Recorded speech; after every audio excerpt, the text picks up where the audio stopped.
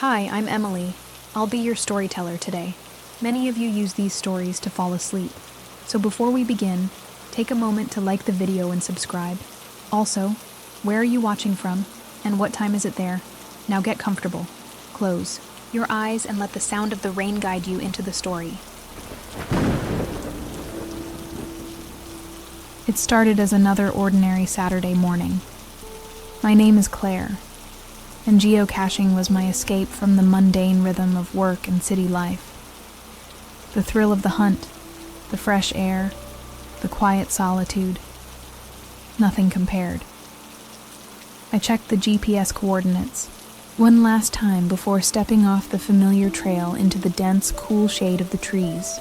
A slight chill crawled up my spine as I ventured deeper, but I ignored it, blaming the early morning air. The cache was listed as easy, just off the beaten path, under a twisted oak tree. But as minutes passed, I began to doubt. The coordinates danced erratically on my device, luring me further into unfamiliar territory.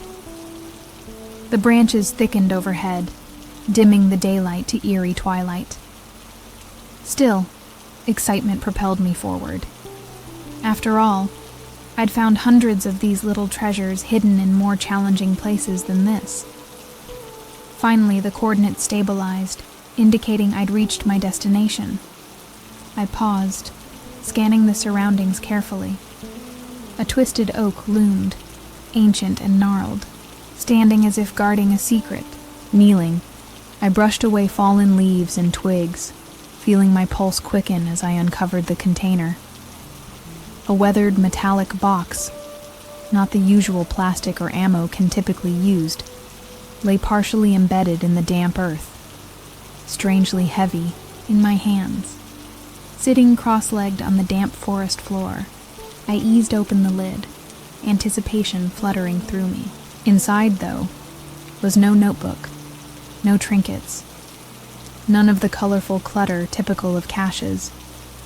Instead, there lay a single black USB flash drive resting ominously in the bottom of the container. A sense of unease whispered through me, but curiosity silenced my hesitation. Why such a cryptic cache? I pocketed the drive carefully, glancing around instinctively. The forest seemed darker now, the trees pressing closer, more imposing than moments before. Brushing away the absurd notion, I resealed the container, nestled it back beneath the oak, and stood. The silence around me was absolute, a heavy blanket, pressing down, amplifying every rustle of leaves beneath my feet. I hurried back toward the main path, the flash drive feeling oddly warm against my thigh. The hike home passed quickly, my mind preoccupied with theories about the mysterious find. Perhaps it was a puzzle cache, a digital clue leading to something else. Arriving at my small house on the edge of town, I booted up my laptop immediately, eager to solve this little mystery. The room darkened as clouds gathered outside, rain beginning to tap gently against the window pane, adding a cozy but strangely foreboding soundtrack. As soon as I inserted the drive, an odd tension gripped my chest. The computer beeped cheerfully, unaware of my mounting apprehension. The contents opened, a single folder labeled simply, "Found you." My fingers hovered hesitantly over the trackpad, my breath coming faster as I clicked the folder. Hundreds of images spilled across the screen, tiny thumbnails cluttering my vision, each capturing a different individual engrossed in the act of geocaching. I clicked through several photos, my unease deepening rapidly. Each picture was candid, obviously taken covertly from hidden vantage points, behind bushes, through car windows, or concealed within shadows. The people photographed were unaware, obliviously smiling or inspecting caches. My skin crawled as I scrolled further, glimpsing strangers' joy twisted now by the knowledge of the sinister surveillance lurking behind each cheerful snapshot. My breath caught sharply as I reached the latest set of images. My heart lurched, painfully, stomach clenching in disbelief. There I was, captured just hours earlier, crouched beneath the twisted oak, finding the metallic box. My face, intent and unaware, filled the screen in chilling clarity. My hands trembled violently as I scanned the timestamps, taken mere hours ago, while I had assumed myself entirely alone. Panic blossomed, sharp and immediate. Adrenaline surged, forcing me from the chair.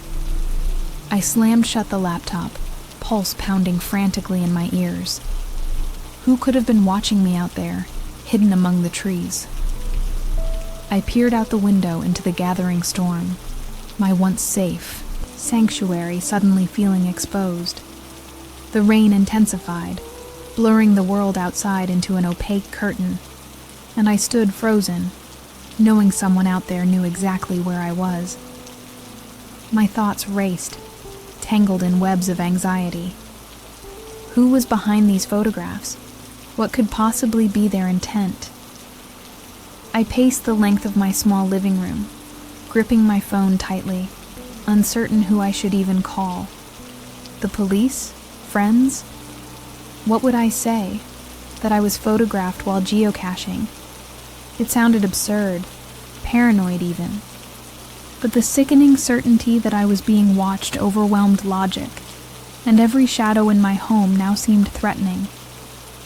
Taking a steadying breath, I forced myself back to the computer. Opening it felt like lifting the lid on Pandora's box once more. The screen illuminated, showing my frozen expression at the tree. Fighting the urge to look away, I scrolled further down, desperate for answers. At the very bottom, a single text file caught my eye, labeled plainly with coordinates: N47 degree 32 113 1122 11 482. My hands shook as I copied and pasted these coordinates into my map application, dread pooling deeper within my stomach. The spinning icon indicated the computer searching the map, moments stretching agonizingly. Finally, the map zoomed inward, pinpointing the location. My heart nearly stopped as I recognized the familiar streets, the intersection, then ultimately, impossibly, my own address highlighted clearly on the screen. A chill wrapped icy fingers around my spine, spreading slowly throughout my body. This wasn't random surveillance. This was targeted, intentional, calculated. Whoever orchestrated this had deliberately drawn me in, guiding me exactly to this terrifying revelation. I sat, numbly, mind blank yet spinning furiously. My home, the one place I'd believed entirely safe, was now marked clearly as a destination, a cache to be discovered by someone else. Instinctively, I stood and double-checked every lock in the house. Doors and windows secured, I peered out, into the twilight gloom, half expecting to see a figure lurking near my driveway. Only the wind-driven rain met my anxious gaze, the outside world obscured by the gathering storm. Shivering despite the warmth of my home, I retreated into the living room again, feeling trapped and utterly helpless against an invisible threat. Determined to regain some semblance of control, I reopened the disturbing images and examined them carefully, searching for any detail that might hint at the identity or location of whoever was behind this cruel game.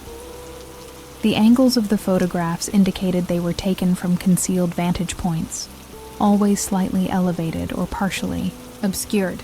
There was a calculating patience evident in each composition, a predator hidden just beyond view, quietly observing. Among the files, another folder labeled Hidden caught my attention, previously unnoticed in my initial panic. Hesitating only briefly, I opened it. Inside lay a single grainy video file, time-stamped a few nights prior. Clicking play, my breath halted as my own house filled the screen, captured from across the street, my silhouette clearly visible through the partially closed curtains. Every mundane detail, my movements, my routines, recorded meticulously, silently. Fear twisted sharply in my gut as I watched myself unaware, living through routine tasks, oblivious to being monitored. Anger surged alongside terror. My privacy, my safety, violated utterly. Who could despise or fixate upon me enough to invade my life so obsessively? I had few acquaintances in town, no known enemies. Was this random cruelty, or something deeply personal I had inadvertently triggered?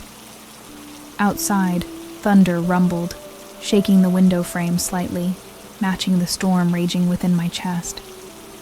I shut the laptop again, this time removing the pen drive entirely. The tiny device felt like a poison capsule in my palm.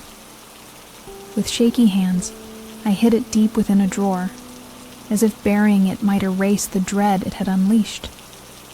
Yet even hidden, away, its presence lingered, malignant and unshakable, haunting every corner of my consciousness. Sleep was impossible that night. Each sound, each creak of the house settling, sent my pulse racing. Shadows danced threateningly across the walls, morphing into imagined intruders waiting to pounce.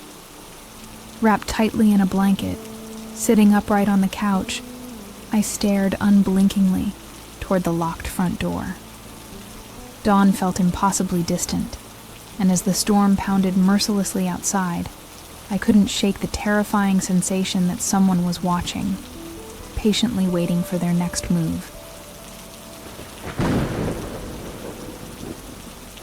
Morning arrived slowly, a pale gray light seeping through my curtains, doing little to dispel the lingering dread from the previous night. I rose stiffly from the couch, muscles aching from tension rather than rest. My eyes burned, gritty from sleepless vigilance, but sunlight brought a faint sense of relief. Perhaps daylight could provide clarity or answers. At the very least, it diminished the shadows that had tortured my imagination through the dark hours. After forcing down a cup of strong coffee, I cautiously stepped outside, scanning my surroundings for anything amiss. The neighborhood appeared ordinary, peaceful even. Neat rows of homes, manicured lawns, neighbors heading out for work or jogging with their dogs. The normality felt surreal after last night's harrowing revelations. Yet, beneath that calm facade, I still felt observed, an oppressive awareness that eyes unseen followed every hesitant step I took. I circled my property methodically, checking for signs of intrusion, footprints, disturbed bushes, anything out of place.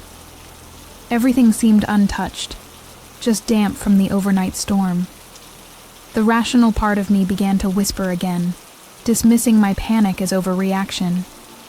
Yet my gut insisted otherwise. Someone had been here, had violated my sanctuary. The photographs and videos didn't lie. My life had become a sickening stage performance for a hidden watcher. Determined to find answers, I returned inside and reopened my laptop, the dark screen mirroring my tense expression.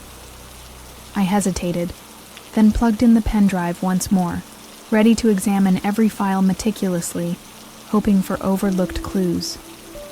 As the device loaded, the screen flickered strangely, static crackling briefly before settling again. A fleeting glitch, but it deepened my unease, as though the pen drive itself resisted my scrutiny.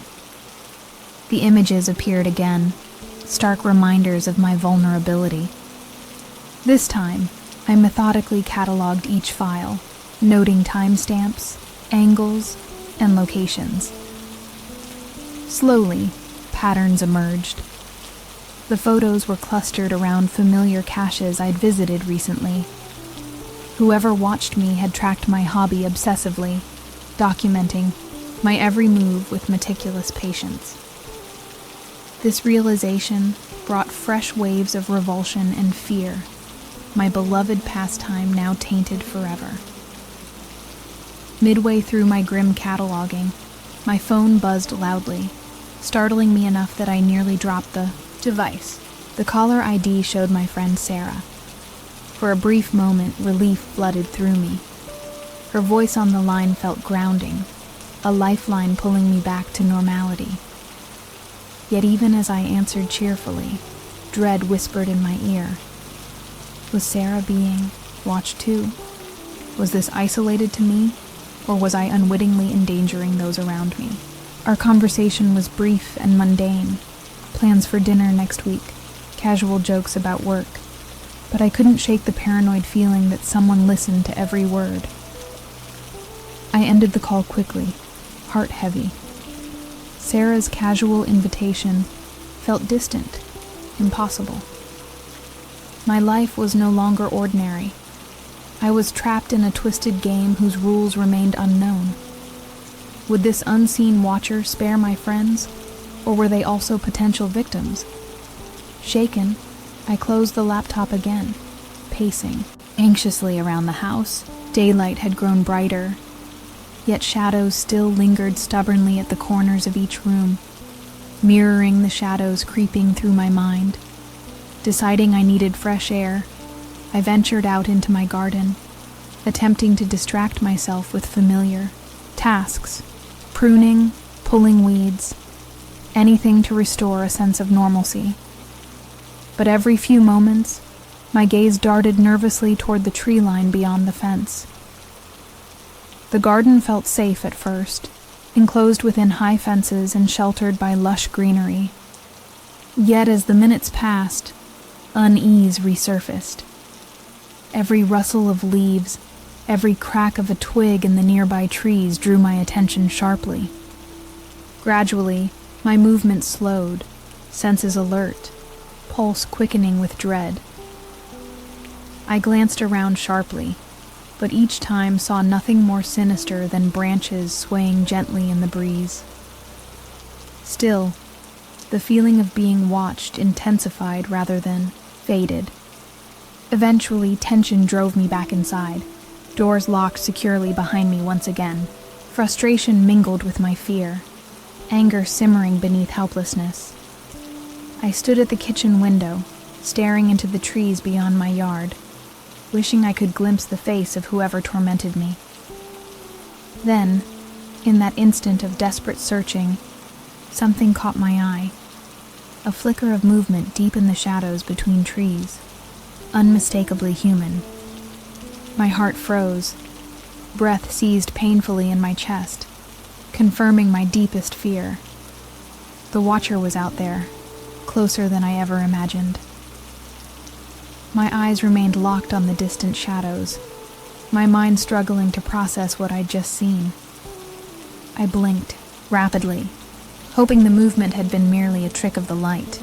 Yet, even as I tried to rationalize, the silhouette shifted again.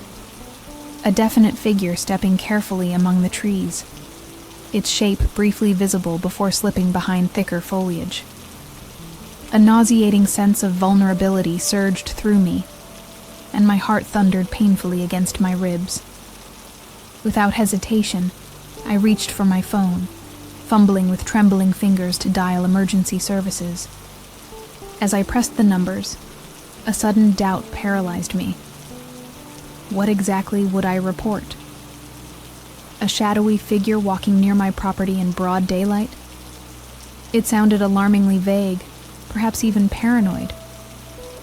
I glanced back to the garden, but the figure had vanished completely now, leaving only lingering dread and a desperate, sickening uncertainty in its wake. The phone felt cold in my hand as I reluctantly set it down, deciding instead to document everything meticulously. Retrieving my camera, I stepped closer to the kitchen window, zooming into the dense cluster of trees. Through the lens, The forest seemed eerily still, branches frozen as if waiting expectantly. My fingers trembled slightly as I snapped several photos of the area where I'd seen the figure, hoping something might later offer concrete proof I wasn't losing my mind. After reviewing the images repeatedly, however, frustration settled over me. There was nothing visible beyond the ordinary shapes of branches and shadows. No clear outline, no undeniable proof. My grip tightened around the camera, anxiety churning within. The watcher, whoever they were, remained one step ahead, elusive and disturbingly skilled at remaining hidden. Every move I made felt futile, reactionary, as though my tormentor anticipated my every effort. As afternoon waned into evening, a dark sense of isolation enveloped me again. I wandered restlessly through the house, double-checking locks compulsively, curtains drawn tightly against the encroaching twilight. The familiar rooms felt increasingly foreign, tainted by paranoia. I desperately needed distraction, something to ground me in normalcy. Yet every attempt to occupy myself, reading, cooking, or simply tidying, only heightened my hyper-awareness of every slight sound around me. Finally, exhaustion overtook vigilance, and I collapsed onto the couch, my mind drifting uneasily. Sleep was shallow, punctuated by restless awakenings and half-formed dreams of being pursued endlessly through darkened forests. Each time I jolted awake, my gaze fixed fearfully on windows and doors, half expecting to find them open or compromised. Hours passed painfully slow, anxiety eroding any hope of restful reprieve, until darkness fully claimed the house. A sudden noise yanked me violently awake. My heart hammered instantly into overdrive, senses sharpened by adrenaline. Frozen in place, ears straining, I listened intensely for any sound beyond the furious rhythm of my pulse. Silence returned quickly, yet I remained painfully alert, muscles tensed and breath shallow. Had it been imagination, another nightmare woven seamlessly into reality, or had something truly disturbed the fragile quiet of my home? Carefully, I rose from the couch, creeping cautiously toward the hallway. Each footstep sounded painfully loud against the polished wood floors, amplifying my sense of vulnerability. Reaching the front door, I peered cautiously through the peephole, dread pooling deep within my stomach. Outside, the porch remained empty, bathed faintly in the street lamp's amber glow. Yet a gut feeling, deeper and darker than logic, told me something was out of place, something close, sinister, and waiting. I turned slowly, eyes darting nervously along the hallway. Then my gaze landed upon the narrow gap beneath the front door. A small shadow blocked part of the dim light filtering in from outside, a shadow that shouldn't be there. Trembling, I knelt slowly, heart pounding deafeningly as I realized something thin and rectangular had been deliberately slipped beneath my door. Reaching out cautiously, I picked up the object, dread sinking like a stone into my chest. It was a photograph, freshly printed, edges crisp, ink barely dry. My hands shook violently as I stared at the image illuminated faintly by moonlight filtering through curtains. It showed me clearly asleep on my couch, vulnerable and unaware, taken mere minutes ago from somewhere inside my own home. My breath caught painfully, panic flooding my veins, as I realized with nauseating clarity that the watcher had been here, close enough to touch, silently invading the one sanctuary I desperately believed was still safe. The photograph slipped from my numb fingers, fluttering softly to the floor. My heartbeat thundered erratically in my chest, every nerve screaming a primal warning of danger. The intruder had been mere steps away from me, close enough to capture my vulnerability in chilling detail. Cold sweat trickled down my spine, and I backed instinctively against the wall, eyes frantically scanning every dark corner, expecting to find someone lurking, watching me still.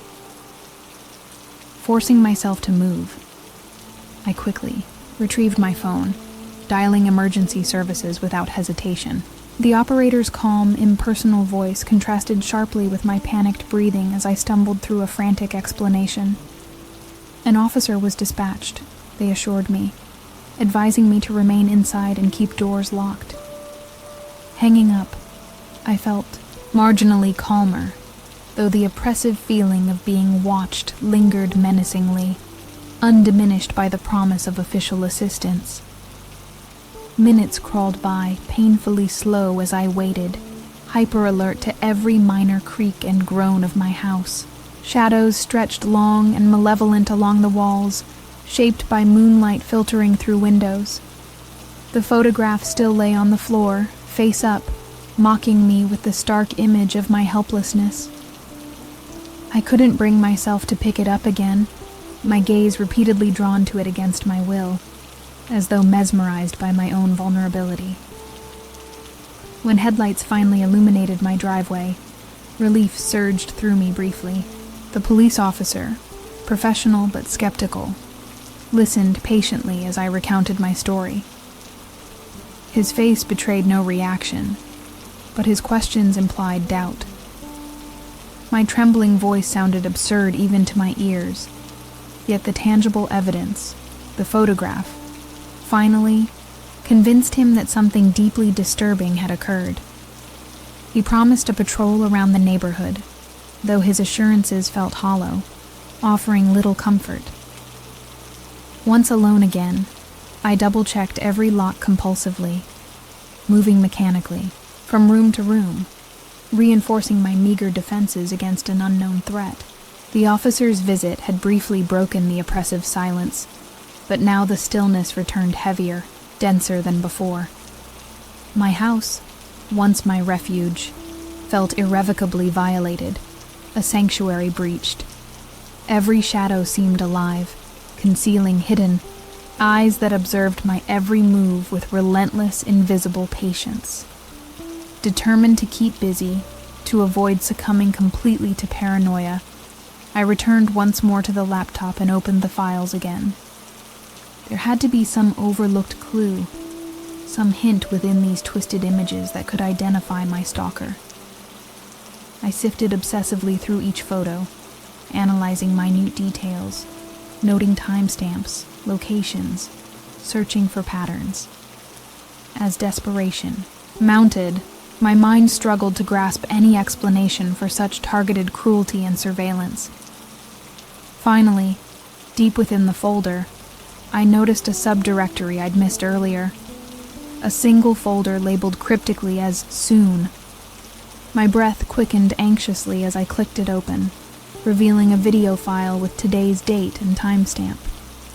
Swallowing hard, I hesitated briefly before pressing play. The screen flickered, revealing grainy footage clearly recorded within my garden mere hours ago.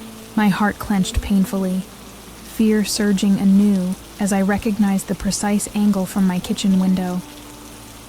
The camera panned slowly, shakily, clearly handheld by someone concealed among the trees. My pulse raced as I watched myself on screen, moving anxiously in the kitchen, oblivious to the voyeur's eyes capturing every tense motion. My breathing came faster, a sense of violation so profound that nausea twisted sharply within me. The video abruptly shifted, zooming directly onto my face through the window, my expression tense and fearful, frozen forever in a haunting image.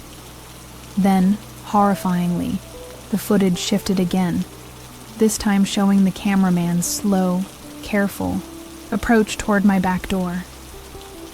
My breath caught painfully as I watched, transfixed and helpless. A gloved hand reached out on screen, gently testing the locked handle, lingering ominously. The message was unmistakably clear. My tormentor had stood mere inches from entering, restrained by nothing more than a flimsy lock. The screen suddenly went dark, leaving me trembling uncontrollably. Panic and desperation clawed at my chest, but beneath that surged a new emotion: rage.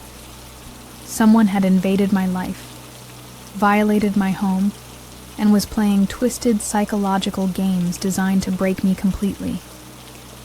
Anger steadied my trembling hands as I rose from the chair. Fear remained, chilling and unrelenting, but now joined by fierce defiance. I would no longer wait passively, terrorized by unseen eyes. If my stalker wanted a game, I would refuse to be merely prey. My newfound resolve propelled me into action. I quickly gathered supplies, a hammer, nails, and extra wooden boards from the garage. Every vulnerable entry point would be secured, every possible weakness fortified. As night deepened outside, I worked furiously, hammering loudly, the rhythmic banging echoing defiantly through the otherwise silent house. Each nailed board felt like a reclaiming of territory, a message shouted boldly to whoever lurked in the darkness outside. Yet even as adrenaline fueled me, anxiety whispered persistently in the back of my mind. Could wooden barriers truly stop someone determined enough to invade my home repeatedly, unseen and undetected? The Watcher had already proved cunning and patient, adept at slipping past defenses. Still, I pressed forward determinedly, desperate for some tangible feeling of control. Each fortified window and door brought a fragile, temporary sense of security, at least enough to allow my racing heart some brief respite. Exhausted and drained, I eventually sank onto the couch once again, my eyes heavy with fatigue yet alert to every minor sound. Sleep seemed impossible, a distant, unreachable comfort. My thoughts raced, spinning endlessly around the identity of my stalker. Who could hate or obsess over me so intensely? Had I unwittingly attracted this attention? Or was it simply cruel randomness that chose me for this nightmare? The uncertainty gnawed painfully, compounding my sense of helpless isolation. As I lay awake, eyes fixed nervously toward the barricaded windows, the sound of rain returned, gentle tapping gradually intensifying to a steady drumming against the roof. It was oddly soothing, rhythmic and familiar, momentarily dulling my anxiety. Yet even this brief comfort was fleeting. The steady rainfall masked potential intrusions, the noise concealing any subtle footsteps outside. My breath quickened again, dread resurfacing as I strained hopelessly to detect any disturbance beneath the storm. Suddenly, a faint noise disrupted the rhythmic drumming, soft, hesitant tapping distinct from rain. My body went rigid, muscles tensing instantly as I listened intently, scarcely breathing. There it was again, clearer this time. An unmistakable knocking sound at the front door, steady yet patient. Fear surged violently within me, panic squeezing the air from my lungs. Who would come calling at such a late hour in this weather without any prior warning? Paralyzed momentarily by indecision, my heart pounded erratically. The knocking repeated, insistently calm, chillingly polite. With trembling fingers, I quietly approached the front door, pressing my ear carefully against the barricaded wood. Silence followed, stretching painfully, until a voice, soft and chillingly composed, finally spoke. "Claire, I know you're awake. We need to talk." My pulse exploded into frenzied panic at the sound of my name uttered so calmly, intimately, by an unknown intruder. My voice failed. A terrified whisper caught painfully in my throat. The visitor waited silently, as if expecting my fear, savoring the torturous pause. Desperate, I retreated silently, retrieving my phone with shaking hands.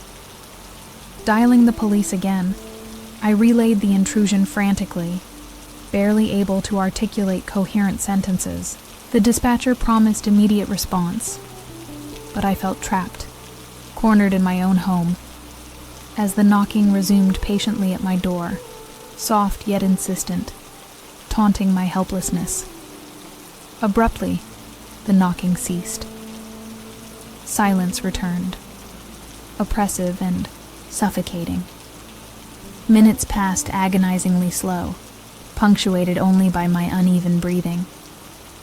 Headlights finally swept across my living room window once again, flooding the house briefly with reassurance. 2 officers approached cautiously, flashlights probing darkness, but found nothing unusual. No footprints, no sign of disturbance beyond my frantic testimony. Their searching glances hinted skepticism, deepening my despair at being disbelieved.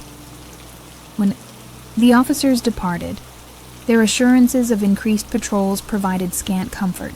Alone once again, I felt betrayed, abandoned by those sworn to protect. Returning to the living room, something caught my eye immediately. A small envelope resting ominously on the floor just inside the door. My pulse spiked violently. It had not been there moments earlier.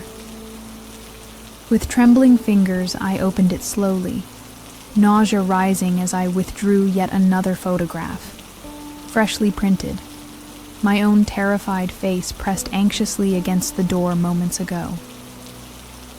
Cold realization settled heavily upon me. My watcher hadn't fled when the police arrived. Instead, they'd remained concealed, calmly documenting my panic, mocking my futile attempts at safety. A message scrawled in careful handwriting on the back sent icy dread coursing through my veins. "This is only the beginning, Claire." The envelope slipped from numb fingers, fluttering softly downward, joining the first photograph, a growing record of my torment, evidence of the horrifying game in which I was now irrevocably trapped.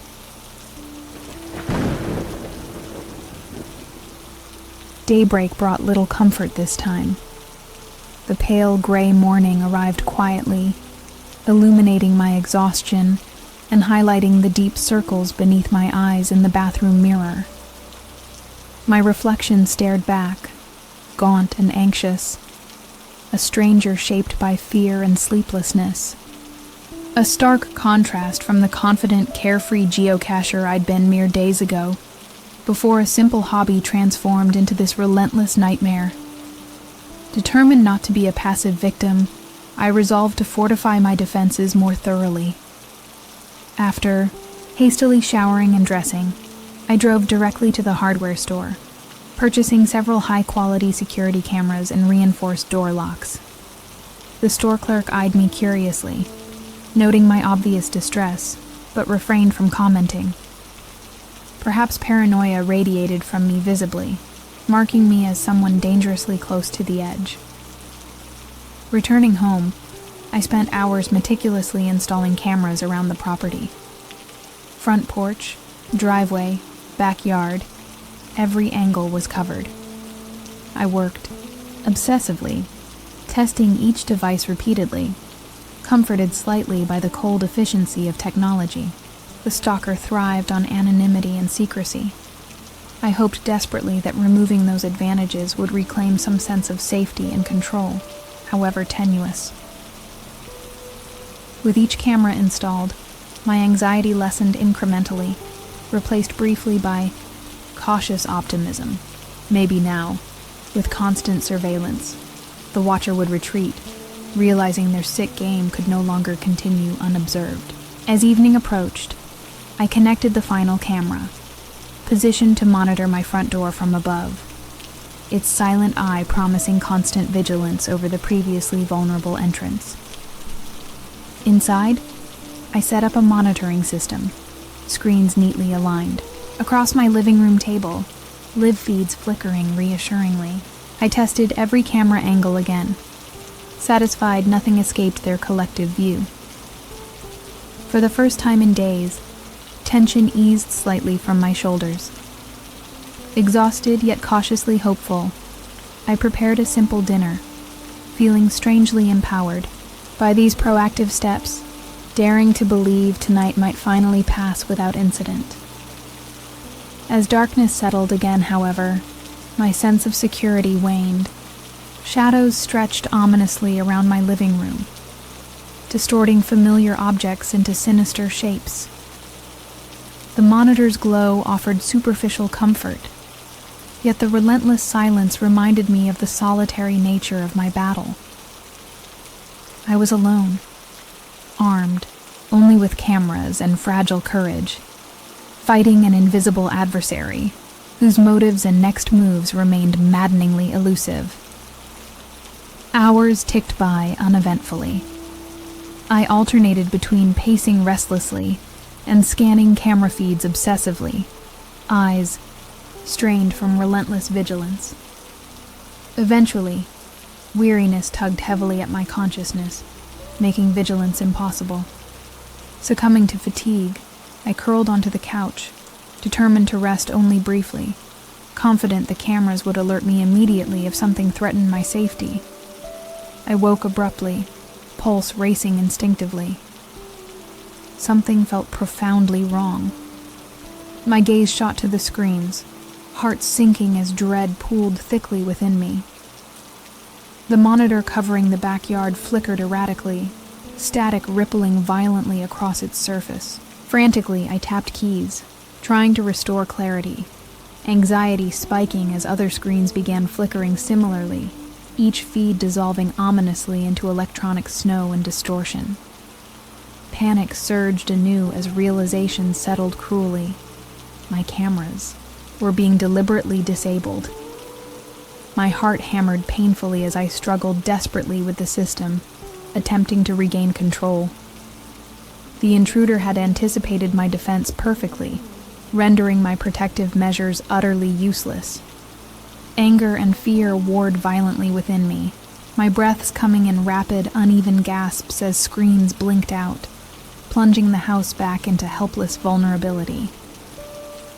A sudden loud crack sounded from outside, sharp and unmistakable, the snapping of a branch under heavy weight. My body froze, terror rooting me to the spot. Someone was out there, approaching deliberately, openly challenging my weakened defenses. Heart thundering violently, I stared helplessly at the disabled screens, my confidence shattered. My tormentor was closing in again, mocking my desperate attempts at resistance, and tonight I feared their intent was darker than mere observation. I forced myself to move, bolting upright and scrambling toward the kitchen, frantically searching drawers for anything that might serve as a weapon. My fingers closed around a large chef's knife, cold and heavy in my trembling grip. Armed but hardly reassured, I approached the back door cautiously, eyes straining to see through the inky darkness outside. The garden lay silent beneath a blanket of shadow, mocking my efforts to identify any threat clearly. Holding my breath, I strained to listen beyond the furious pounding of my heartbeat, each second an eternity of fearful anticipation. Silence stretched oppressively, broken only by my own ragged breathing. Had my imagination fabricated the threat again? Or was my stalker now calmly waiting, just out of sight, patient and calculated? Uncertainty gnawed at my sanity, leaving me paralyzed between the urge to flee and the need to defend my violated sanctuary. The silence broke abruptly with a sharp, insistent knocking at the front door, louder and more aggressive than before. My blood turned to ice. The visitors' boldness had escalated. They no longer cared about stealth. Heart pounding, Painfully, knife clutched tightly, I edged silently toward the front hallway, adrenaline overriding the paralyzing fear momentarily. Whoever stood behind the door now clearly intended to confront me openly, unafraid of consequences. "Claire." A voice spoke clearly through the barrier, chillingly calm and unnervingly familiar, though I couldn't place it precisely. "You've been busy today. Did you really think cameras could keep me out?" My breath caught painfully, dread squeezing tightly around my chest.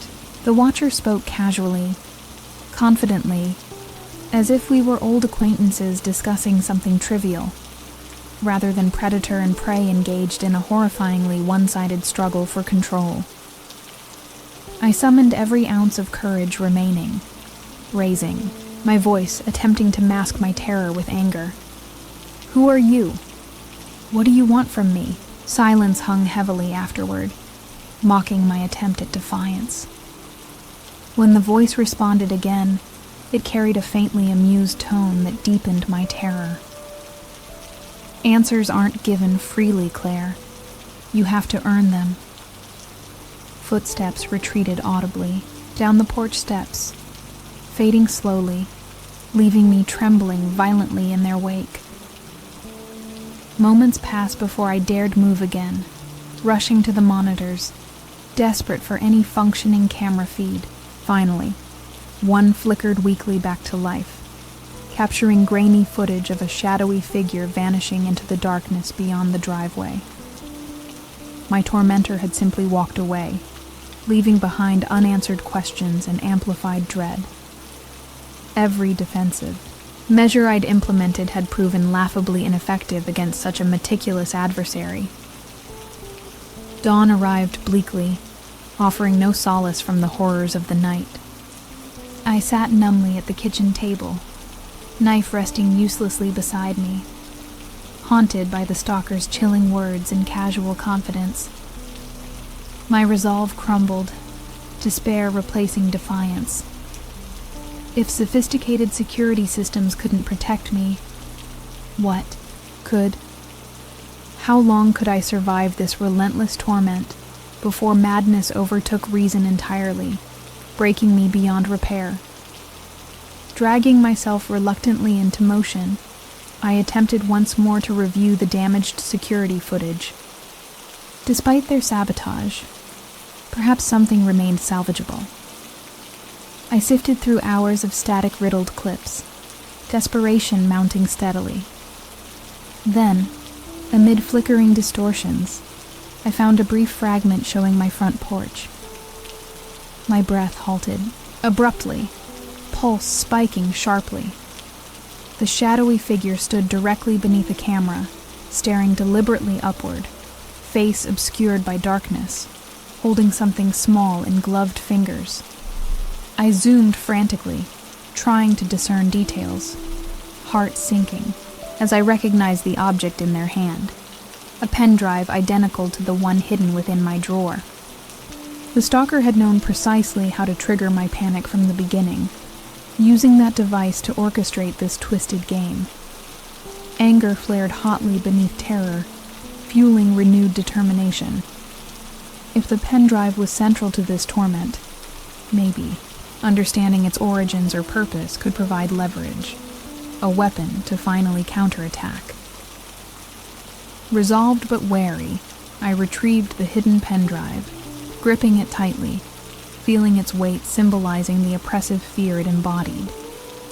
Perhaps answers lay deeper within its contents, clues previously overlooked in panic. Yet as I stared at the tiny device resting ominously in my palm, doubt whispered cruelly. Was pursuing this path playing directly into my tormentor's carefully laid trap? Despite the risks, I knew passivity was no longer an option. Survival depended on confronting this nightmare directly, whatever terrifying truths awaited discovery. Sunlight streamed coldly through my curtains, illuminating the room in pale, harsh tones. Sleep had abandoned me again, replaced by anxious anticipation of what the pen drive might reveal.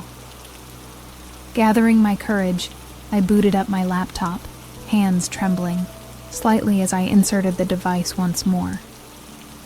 My pulse quickened, anxiety bubbling sharply as the folder labeled "Found You" reopened on the screen, its presence now menacingly familiar.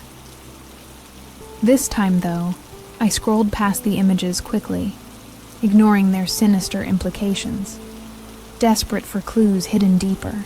At the folder's bottom, I discovered another previously unnoticed subdirectory, labeled simply "Claire." My heart stuttered briefly, nausea twisting violently in my stomach. Whoever created this device had planned everything meticulously, even anticipating the exact moment I would uncover this personalized horror.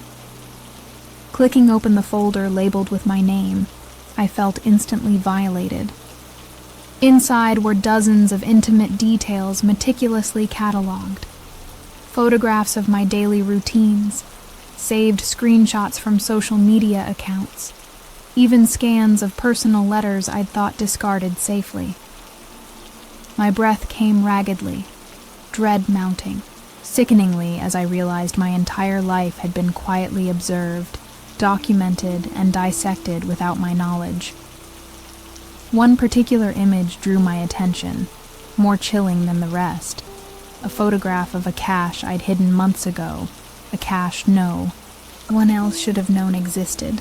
The cache was private, containing items personal to me, hidden for sentimental reasons rather than the usual geocaching game.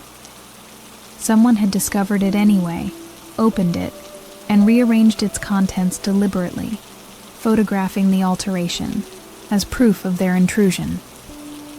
Fear twisted sharply, realizing the stalker's intrusion was far more invasive and personal than mere surveillance. Their goal wasn't simply intimidation.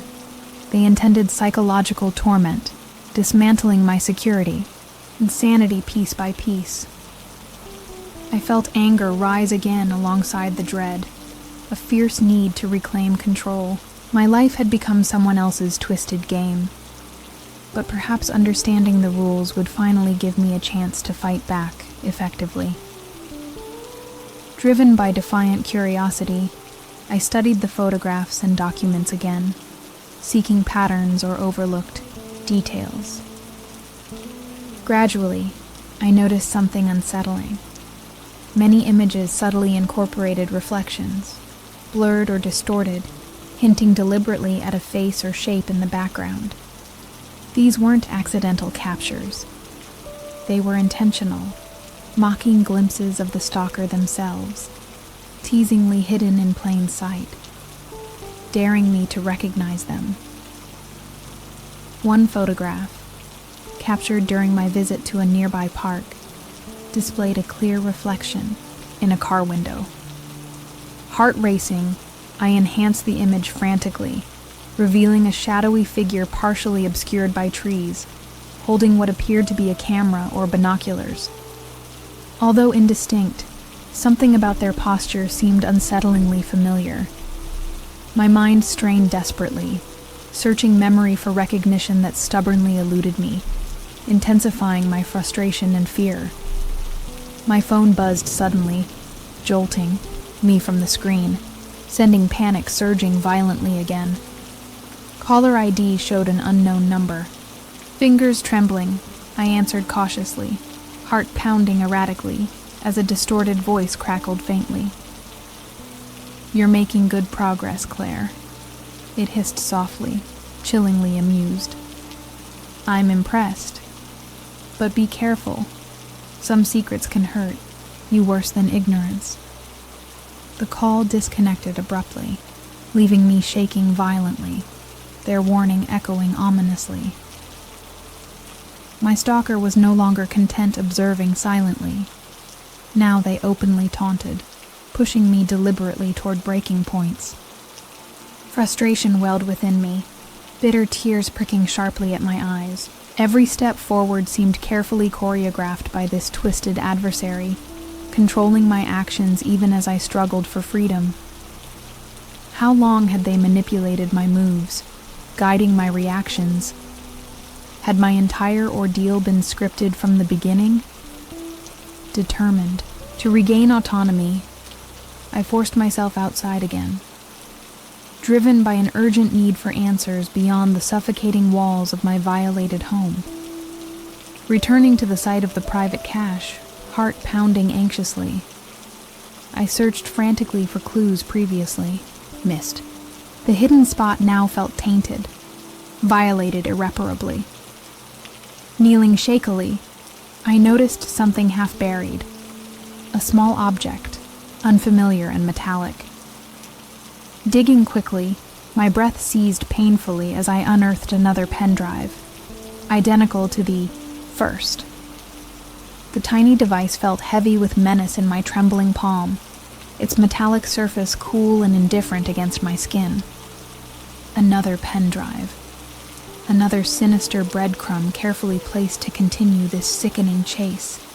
My heart thumped loudly as I scanned my surroundings anxiously, eyes darting between shadows, convinced the watcher was observing my every reaction, even now. Their twisted game grew more personal, more invasive, each deliberate move calculated to break me further. Determined yet wary, I pocketed the new drive carefully, glancing repeatedly over my shoulder as I hurried back to my car. Every step through the park seemed fraught with invisible threats. Trees whispered ominously, leaves rustling softly, mocking my paranoia. I locked myself in my vehicle, breathing raggedly, gripping the steering wheel tightly, willing my pulse to slow, desperate to regain composure. How deeply had I already fallen into this carefully constructed nightmare? Back at home, anxiety clawed relentlessly at my chest. Hesitation gripped me momentarily as I stared at my laptop, debating whether plunging further into the stalker's twisted puzzle might push me irrevocably toward madness. Yet curiosity and desperation overcame caution. Inserting the new pen drive, cautiously, dread tightened painfully within me. My fingers trembled slightly, anticipating whatever new torment waited patiently, encoded carefully upon this innocent-seeming object. The screen illuminated harshly, revealing a single video file, labeled ominously, Claire's next move. My stomach churned violently as I clicked play, anxiety sharpening every nerve to a painful intensity. Footage appeared abruptly, a grainy, handheld recording clearly filmed from within my home, capturing intimate details of my personal belongings, casually rifled through by gloved hands. The intruder lingered mockingly over sentimental objects, deliberately showcasing their violation of my private sanctuary. The camera shifted suddenly, focusing briefly on my calendar. A future date circled, ominously in red. My breathing halted painfully, recognizing my own handwriting marking an upcoming geocaching event, a community meetup I'd been eagerly anticipating for weeks. My blood ran cold as I realized the intruder's intent, a direct challenge, an invitation, or threat delivered boldly through this sinister footage. They knew my plans intimately, orchestrating events with sickening precision. Suddenly, the footage shifted again, this time capturing brief images of familiar faces from previous geocaching events. Friends, acquaintances, smiling, laughing, oblivious to their place within my stalker's cruel narrative. Each face lingered hauntingly before abruptly cutting away, replaced finally by my own face, frozen in fear from earlier security footage. A distorted voice spoke clearly, chillingly calm. Choose wisely, Claire. Your next move determines who else joins our game. Nausea surged violently within me. The stalker had expanded the scope beyond merely tormenting me. Innocent friends were now pawns, their safety linked directly to my actions. The weight of responsibility crashed heavily upon me, panic and guilt mingling bitterly. Every move I made now carried potential consequence, amplifying my tormentor's sadistic power. Fear paralyzed me briefly, despair eroding remaining resolve, realizing fully the depth of my stalker's psychological manipulation. Hours passed numbly as I contemplated my options, unable to escape suffocating dread. Each choice felt unbearably risky, potentially endangering others. Nightfall deepened, shadows engulfing the house oppressively. Trapped by indecision, I paced restlessly, frustration and anxiety mounting relentlessly. Then suddenly an idea crystallized defiantly, a desperate plan emerging from despair, perhaps turning the tables, confronting my tormentor directly at the upcoming event, would end this nightmare decisively. Resolved yet terrified, I prepared meticulously, planning carefully for the meetups circled ominously on my calendar. Every detail required cautious consideration. Routes, safety measures, potential escape options. Each decision felt painfully deliberate, influenced subconsciously by knowing my stalker watched, anticipated every move. Anger simmered fiercely beneath anxiety. I was tired of reacting passively, endlessly cornered. This confrontation would mark a turning point, whatever risks accompanied such dangerous resolve. Finally, preparations completed, I lay awake restlessly, heart heavy yet strangely calm with determination. Tomorrow's confrontation loomed ominously, yet beneath fear stirred defiant courage. I'd endured their twisted games too long. Now I would reclaim agency, forcing my stalker from shadow into open confrontation. Uncertainty remained daunting, yet taking decisive action felt empowering after relentless passivity. Sleep, eventually, claimed me fitfully. Dreams haunted by shadowy figures, my subconscious rehearsing anxiously for the looming, dangerous showdown ahead.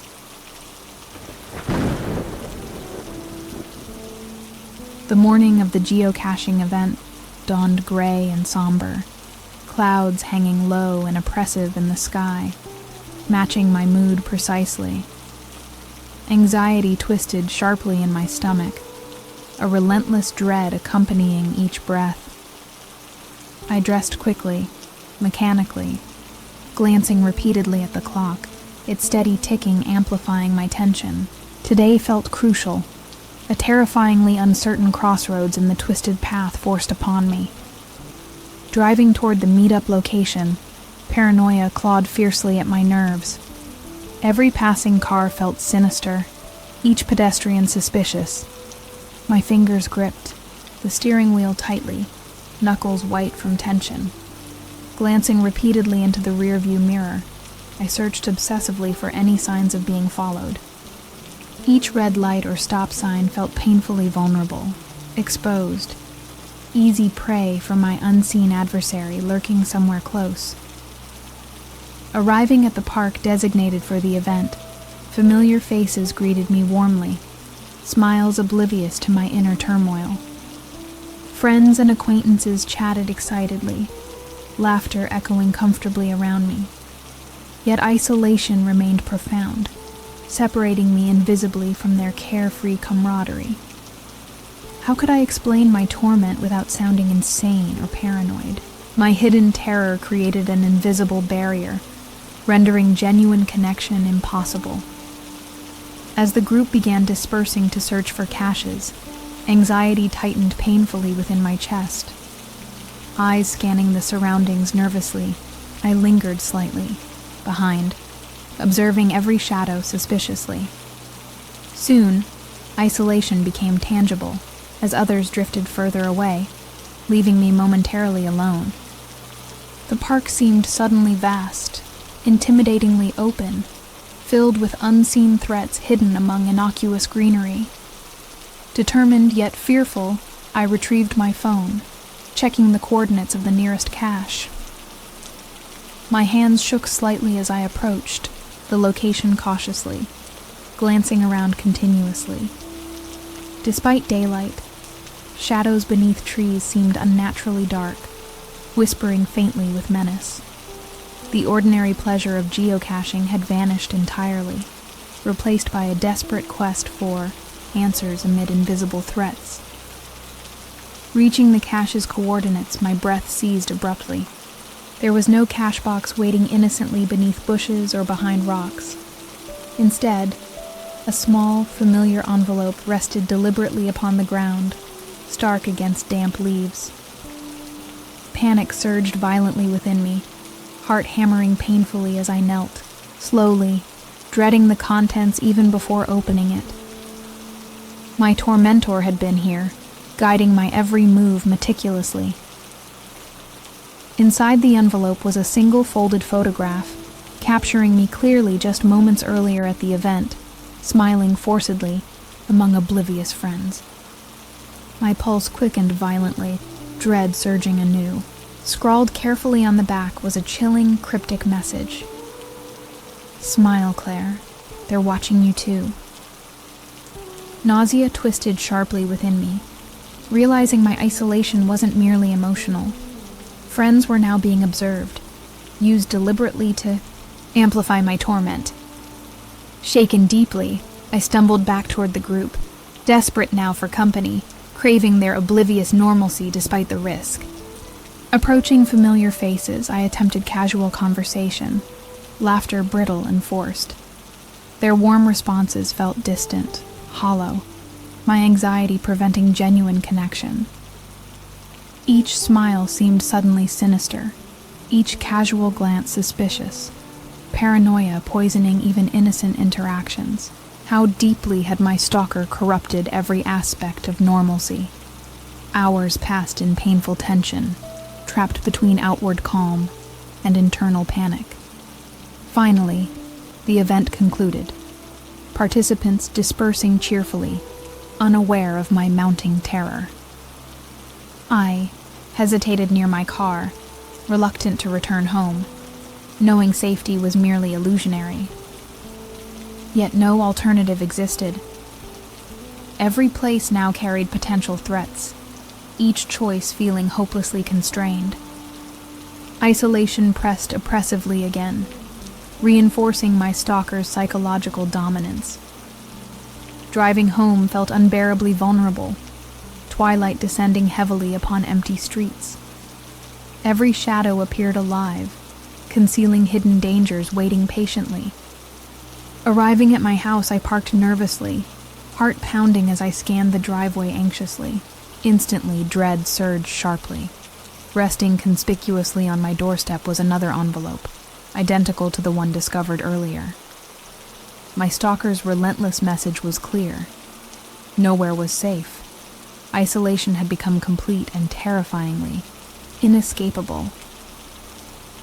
I stepped from the car slowly, heart pounding with each hesitant footfall toward the porch.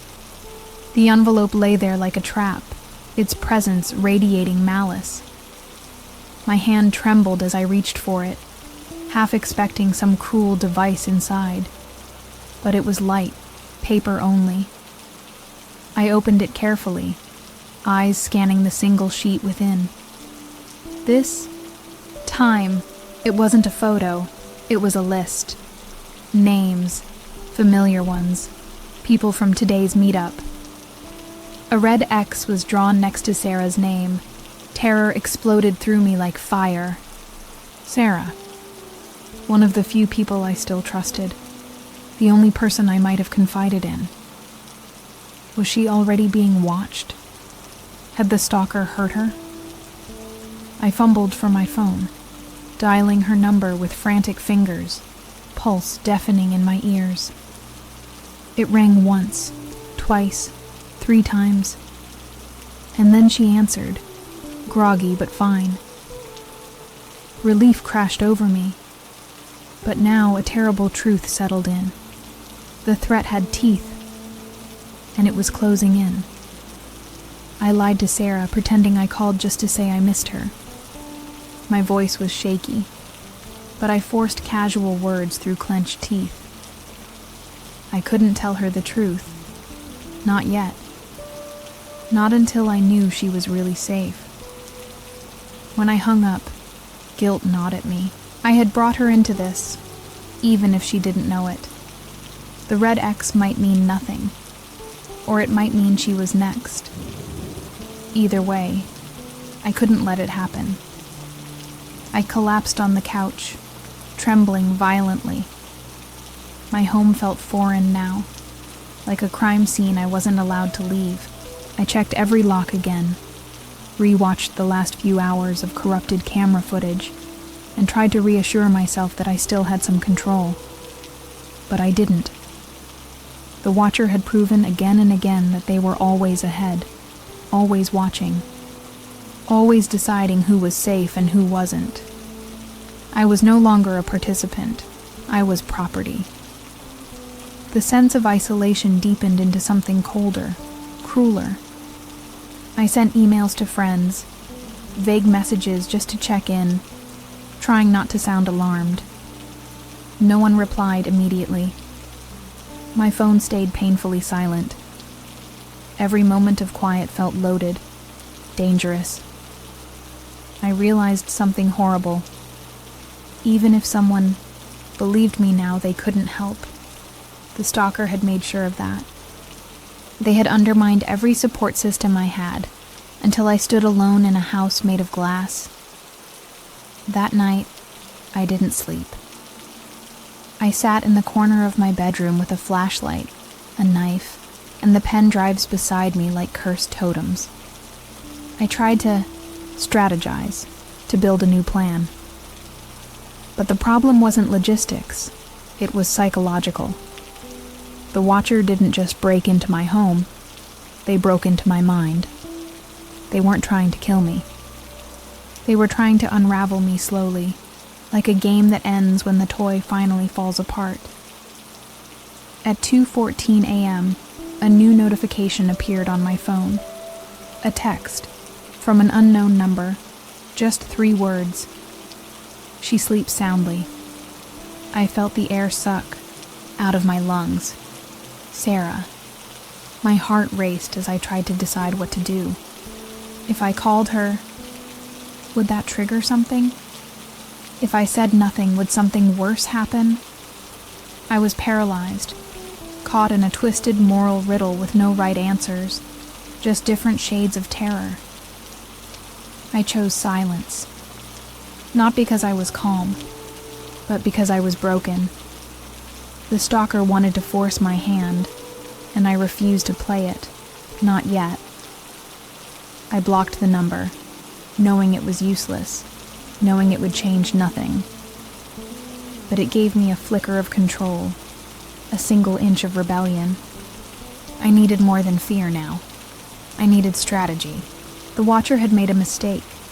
They believed I was too far gone to fight back. The next morning, I printed out the list from the envelope, crossing off Sarah's name myself, not to erase her, but to mark her as mine to protect. Then I began researching. I combed through every username, forum post, and old geocache log I'd ever made public. Someone out there had left a trail. Everyone does eventually. I was done waiting for clues. If the stalker wanted to play games, I'd play too. But I would choose the rules this time. I knew this wouldn't end in a courtroom. It wouldn't end with justice or apologies. This was war, waged in shadows, in metadata, in locked rooms, and flickering screens. My enemy had the upper hand, but I had something they didn't. I had nothing left to lose. And when someone has nothing left, they stop being afraid. I looked at the pen drive again, then opened a blank document on my computer. I titled it, Their Mistake.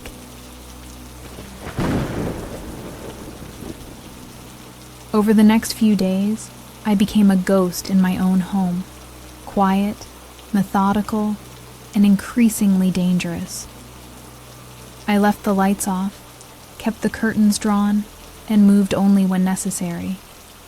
I rewatched every piece of footage I'd salvaged, taking notes, creating timelines. I mapped out my stalker's behavior, identifying patterns in their movements, their messages, their threats. I didn't know who they were yet, but I was beginning to understand how they thought. And that was something, but understanding did nothing to ease the dread.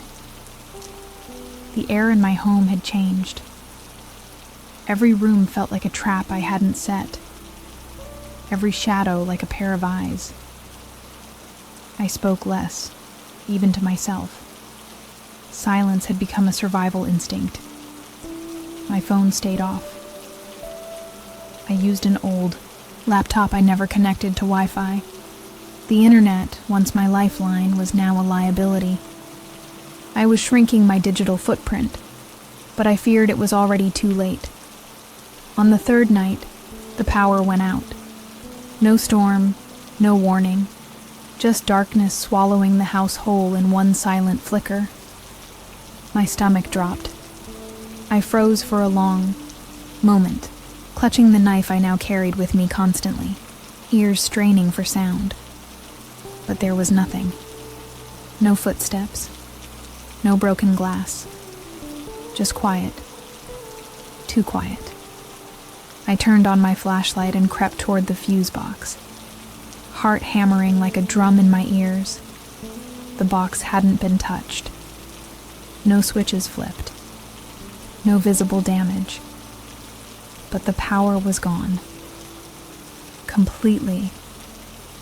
I stared at it for a full minute, breathing, slowly, forcing calm. Then I turned and scanned the hallway behind me. That's when I saw it. Barely visible in the beam of my flashlight. A muddy footprint. Just one. Fresh. Pointed inward, toward the kitchen. It hadn't been there before. Someone was already inside. I didn't scream. I didn't run. My body shifted into a mode I didn't know I had. I moved silently back down the hall, pressing myself against the walls, listening with every inch of my skin. My flashlight stayed off now. I knew my house better than they did. That was my only advantage. My mind raced. Where would they go first? What were they looking for? Had they come for me, or to leave another message? In the kitchen, a drawer creaked. Just once. Then silence. I waited in the shadows, barely breathing. A figure emerged slowly, tall, hooded, calm. They moved like they belonged here.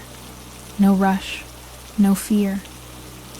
They turned and walked into my living room, completely unaware that I was behind them. I tightened my grip on the knife, torn between attack and retreat.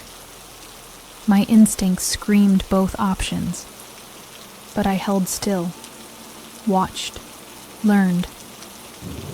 The intruder placed something on my coffee table. I couldn't see what, just a small object in a black case. Then they turned to the wall and pressed a Polaroid onto it with a strip of tape, as if decorating a child's room.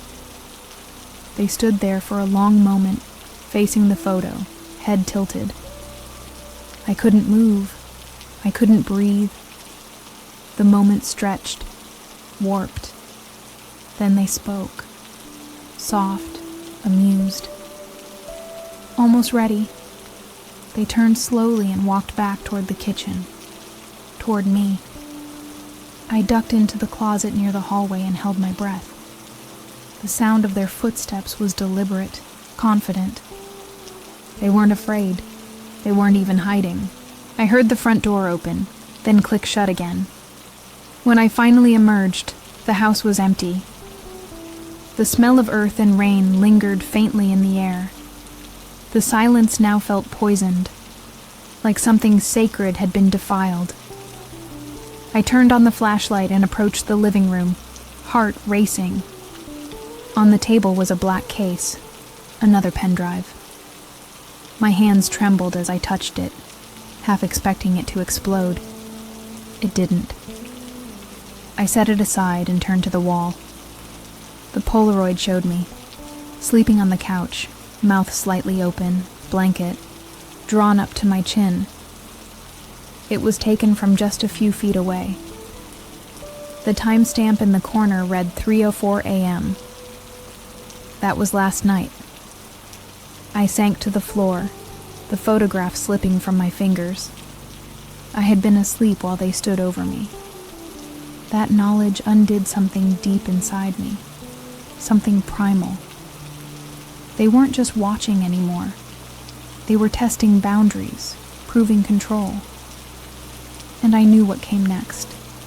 The phase of observation was over. The next time they came inside, they wouldn't leave quietly.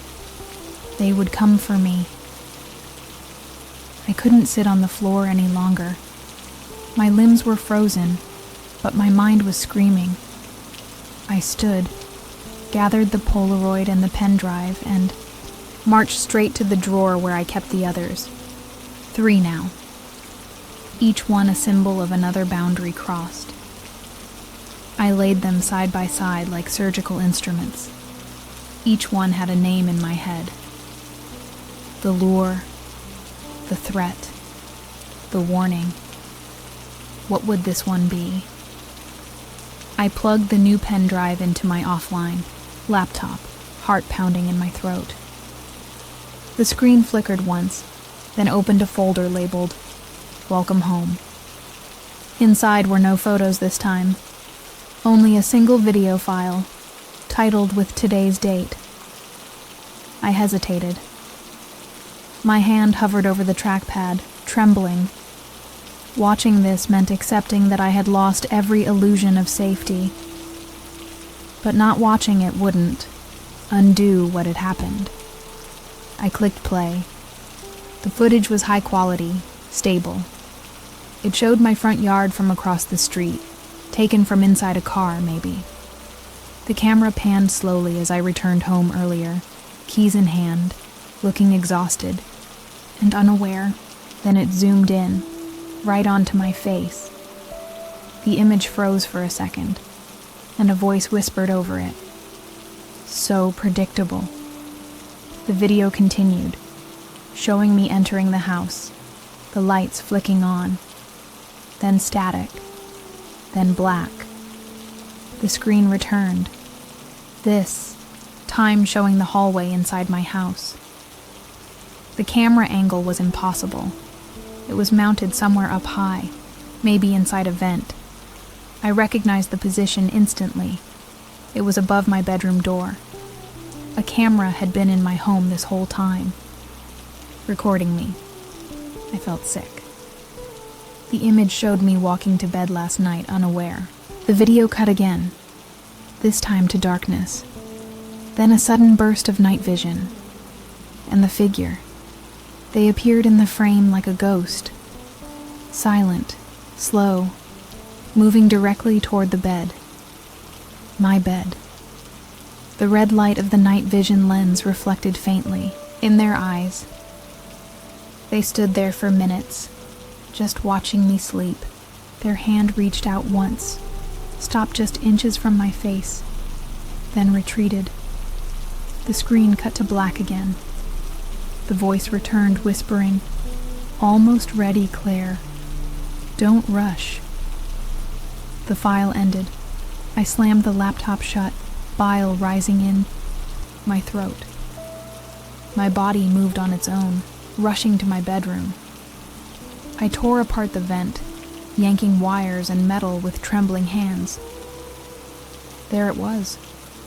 Tiny, sleek, hidden perfectly. I crushed the camera under my heel. The rage gave me a momentary illusion of control. But it didn't last. If there was one, there could be more. Every room in my house was suspect now. Every moment I thought I'd been alone. I wasn't. I spent hours tearing through the house. I found 2 more cameras, one behind the bookshelf in the living room, another tucked inside a hollowed-out smoke detector. How long had they been there? Weeks? Months? Had they watched me cry in the shower? Eat dinner in silence? Sit in bed at night, wondering if I was going crazy? The humiliation of it all hit me in waves, violent and suffocating. I had been living inside a trap. By morning, the house looked like it had been robbed. Furniture overturned, pictures removed, walls with holes in them. I didn't care. I wanted every last trace of them gone. I smashed the remaining pen drives with a hammer, even though I knew it was symbolic. The files could be copied. The threat wasn't in the data. It was in the control. The game. And I had just told them, I'm done playing by your rules. I didn't sleep that day. I didn't eat. I sat in my hallway with a metal bat and a flashlight, back against the wall, watching the front door. I knew they would return. The only question was when. They'd said it themselves, almost ready. That meant the end game was approaching. I tried to stay calm, to remind myself that I wasn't powerless, but deep down I knew the truth. This wasn't over. It was escalating. And then just after dusk, a noise, a soft, deliberate tap at the window behind me. I turned slowly. Another Polaroid had been pressed against the glass. It was upside down, but I could still see it. My face today, distorted with rage as I smashed one of the cameras. Scrawled, on the bottom in neat black ink, "Anger looks good on you." I didn't move. I didn't scream. I just sat there, hands tight around the bat, and whispered, "Come inside."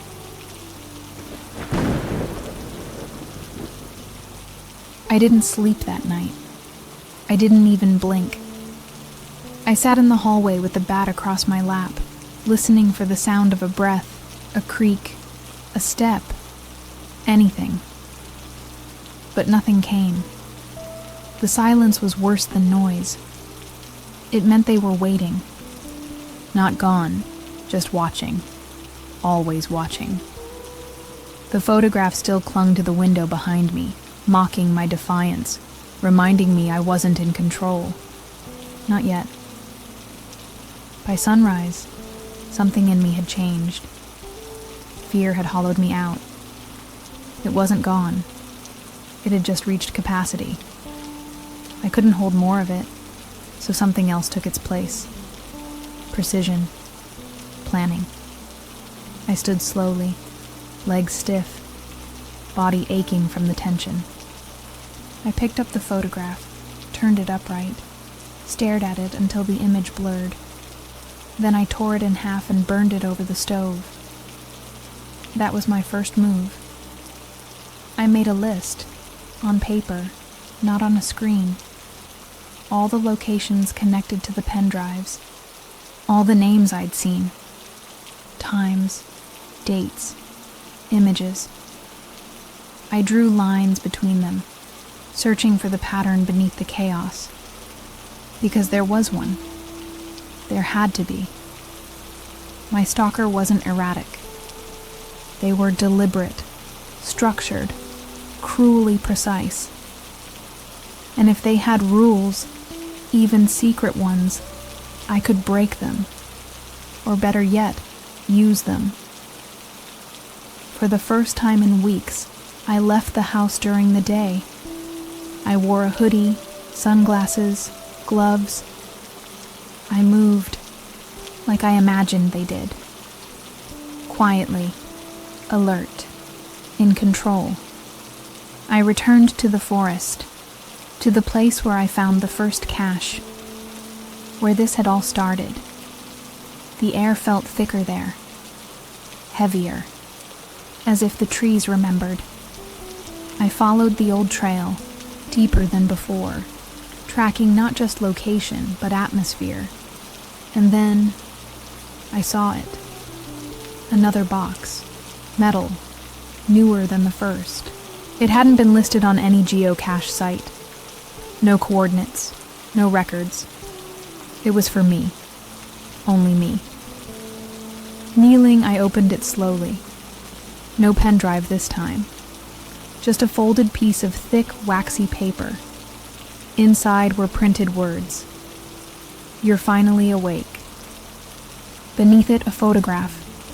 Not of me, of someone else. A man. Late 30s. Looking into the camera with dull eyes. Behind him, a basement wall. I turned the photo over.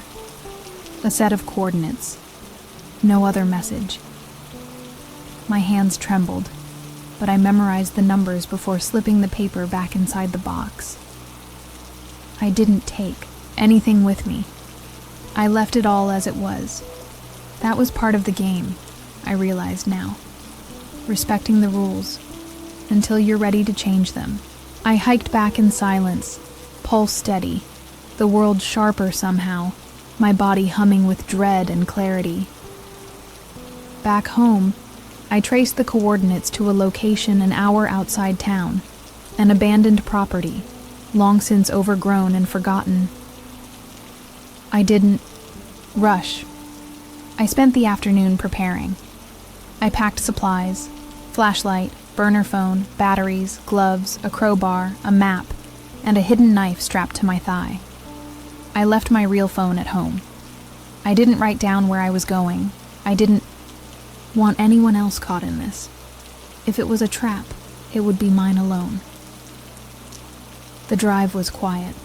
Fields rolled past, sun low in the sky, casting long shadows across the road. Every few miles, I checked the rearview mirror. No one followed. Or maybe they didn't need to. Maybe they wanted me to come. That thought settled cold and steady in my chest. But I wasn't walking into this helpless anymore. They wanted a final act. I would write the ending myself. The property was tucked behind a row of dying trees, the house barely standing, sagging under its own decay. I parked down the road and approached on foot, heart pounding but hands steady. No birds sang, no insects buzzed. Even the wind was still. I stepped through the threshold carefully, floorboards groaning beneath my boots, the smell of mold and time thick in the air. And then I heard it, a soft clicking, like a camera shutter, echoing from the basement. I followed the sound, down the stairs, into the dark. Each step creaked like a warning. My flashlight cut through layers of dust, casting sharp, frantic shadows on concrete walls. The clicking stopped as I reached the last step. In the far corner, something moved. A figure. Thin, still, watching. I raised the crowbar slowly, heart hammering, and whispered, "I know you've been waiting." Silence. Then, from the darkness, the voice answered, "I'm glad you came." The figure stepped forward slowly, as if savoring the moment. My flashlight trembled in my grip, its beam catching glimpses, boots coated in dust, gloved hands, the edge of a face hidden beneath a hood. He was real, not a shadow, not a dream. The architect of my terror stood before me, flesh and blood. And yet, even with the proof in front of me, it still felt unreal, like watching a nightmare act itself out while fully awake. He stopped a few feet away, tilting his head slightly. "You've done better than most," he said, voice low and smooth. "You lasted longer, fought harder." I said nothing. The crowbar stayed firm in my hands, but my arms felt like stone. My instincts screamed to run, to scream, to swing. But I waited. I needed to know more. Why me? What was this? What was the endgame? He reached into his coat slowly and withdrew another photograph, holding it out between 2 fingers. I didn't move to take it. "You should see this," he said, voice calm, unaffected. "It's the final piece." My hand moved on its own, snatching the photo. I turned it toward the light, and the air left my lungs. It was me, standing in this very basement. But I hadn't been here before. My pose, my expression, it was like a moment plucked from the future. I dropped the photo. "What is this?" I demanded. "What do you want from me?" He smiled, not with his mouth, but with his eyes. "Control," he said simply. "The one thing no one can give. You have to take it. You almost did, but not quite." His hand hovered near his belt. For a moment I thought he might draw a weapon, but instead, he pulled out a small remote, black, with a red button. "I can end it," he said. "Right now. Walk away. You go back to your house, your friends, your life. I vanish. No more notes, no more cameras. I'll leave you alone." He held the remote out. "Or," he added, "you press this, and you become like me. You see what it's like to have the power, to hunt, to watch, to shape someone's world." My stomach turned. My grip on the crowbar tightened until my knuckles whitened. "You think this is about games?" I whispered. "About rules and toys and control?" He nodded once. "It always is. Control is everything, Claire.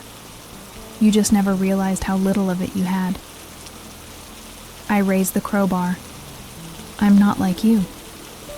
His expression darkened slightly. "No, but you could be." The basement seemed to shrink around us, the air thick with tension, every breath shallow and sharp. My pulse roared in my ears. I could have swung then, ended it, but I hesitated. For a terrible second I understood him. Not agreed, but understood. The power to decide, to shape someone's fear. That's what he had taken from me, again and again. And now he was offering it back. Poison disguised as freedom. I took a step forward and kicked the remote from his hand. It clattered to the floor and slid beneath a shelf. His face changed. The mask slipped. Anger crept in. "Wrong answer," he hissed, stepping toward me. But I was faster. The crowbar swung wide, catching his shoulder. He stumbled, cursing. Swung again, harder. He collapsed to one knee, blood already seeping through his jacket. I didn't stop to gloat.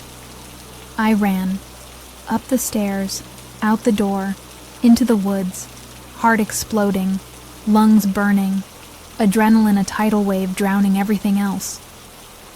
I didn't stop running until I reached the car. I didn't look back.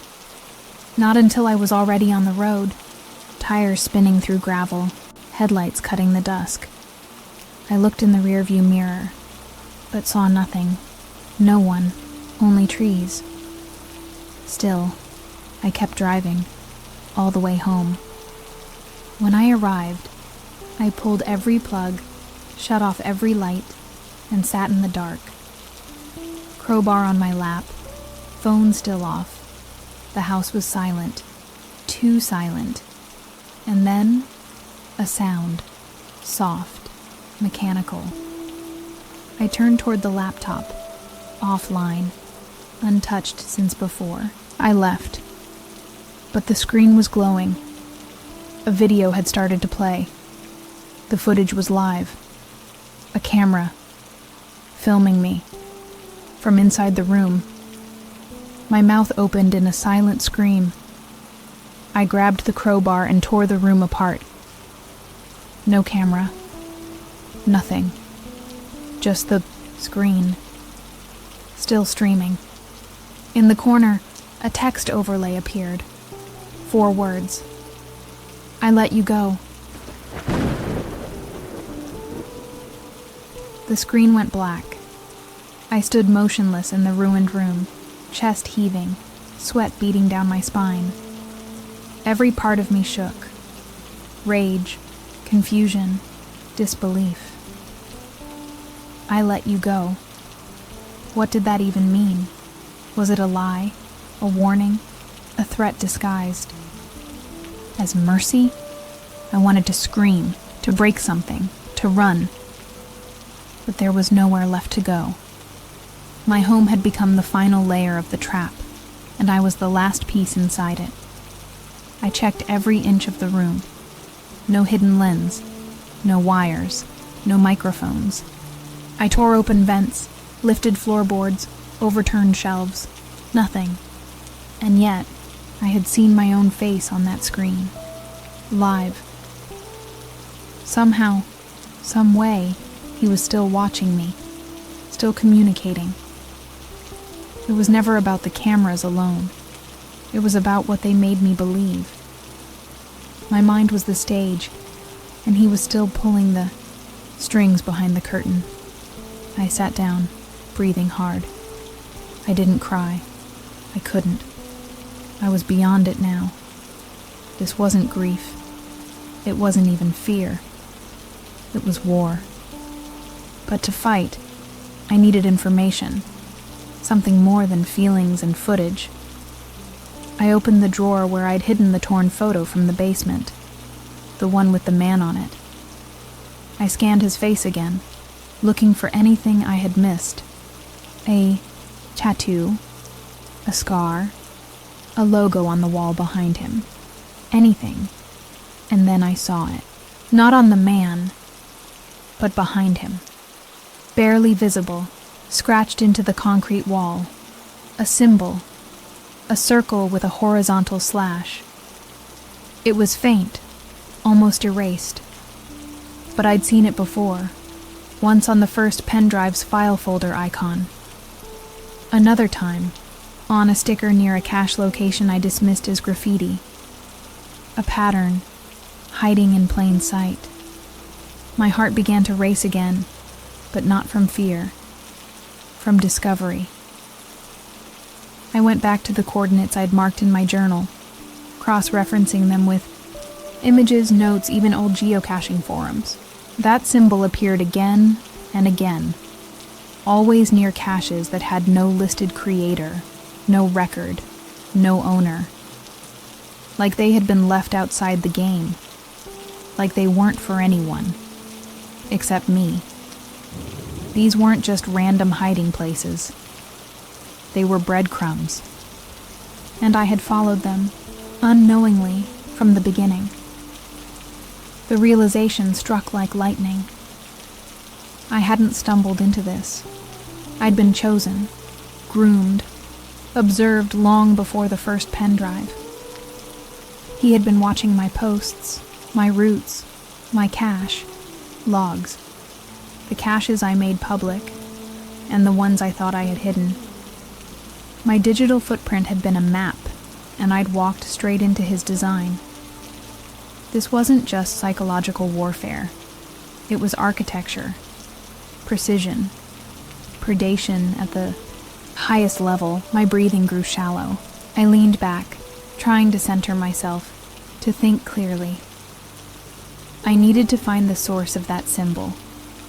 Who else used it? Was it just him? Or was there a group? A network? The thought chilled me. Because if there were others, if this was more than just one sick individual, then I was far from the only victim. And I might not even be the first. Just the one still alive. I went deeper. Forums, dark corners of the internet, long-abandoned blogs and message boards. I searched phrases I remembered from the pen drives, keywords like unauthorized cache and mirrored logs. Finally, I found it. A post from 5 years ago. The language was fragmented, paranoid. Someone describing a nearly identical experience. A series of phantom caches. An unknown observer. A final message. If you find the symbol, stop following it. It doesn't lead you out. It leads you in. The post had only one reply from a deleted account. Just 2 words. Still watching. My stomach turned. My skin crawled. This wasn't a game that ended when you fought back. This was a loop, a system, a trap designed not only to ensnare, but to renew itself. Each victim was bait for the next. Each scream fed the silence. I had stepped into a story already written. The only question now was, could I rewrite the ending?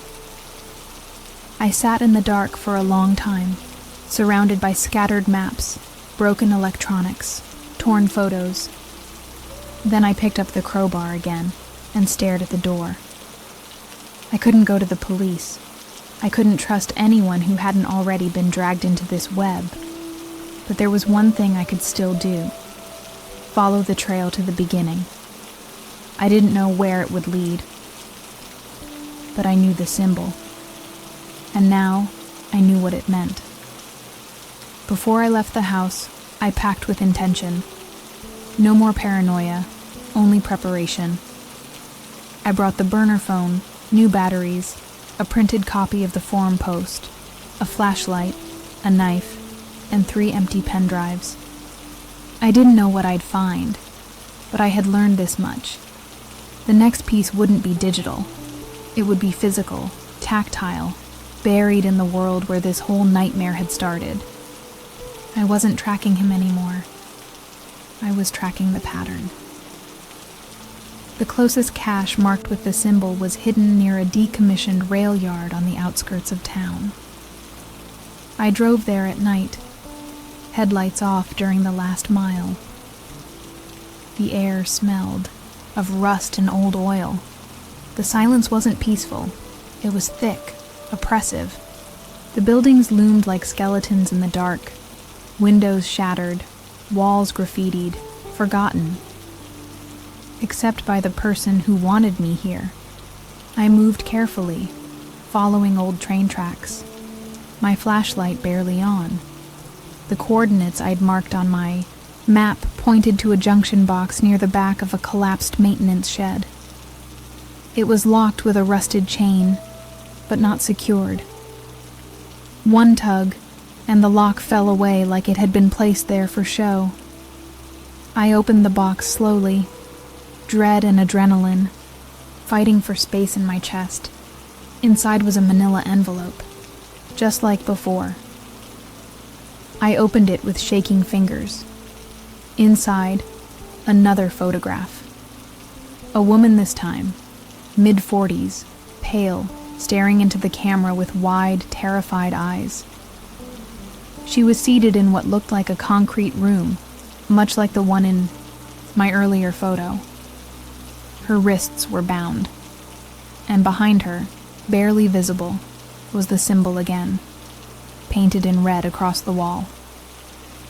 I turned the photo over.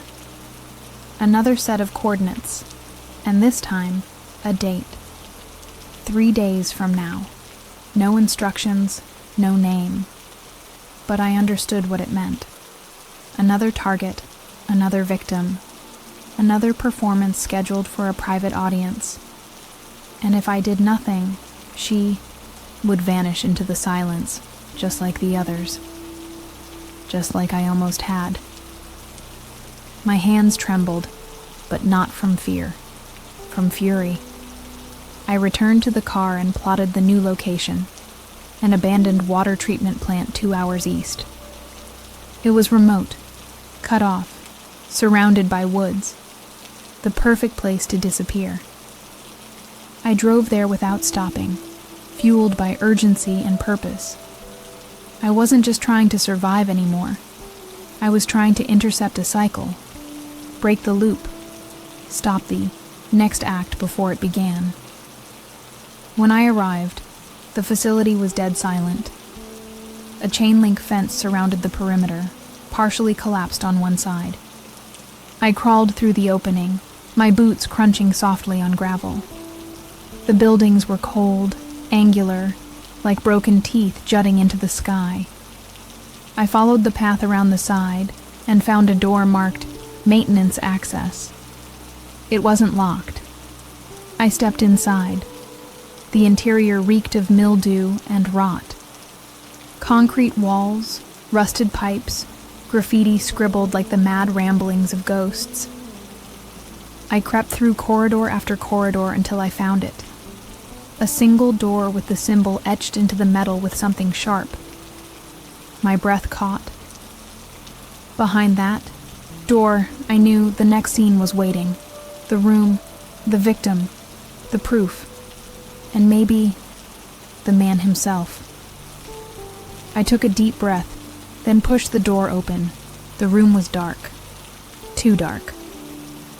I raised my flashlight slowly, and there she was. The woman from the photo, tied to a chair, gagged, blindfolded, shaking, alive.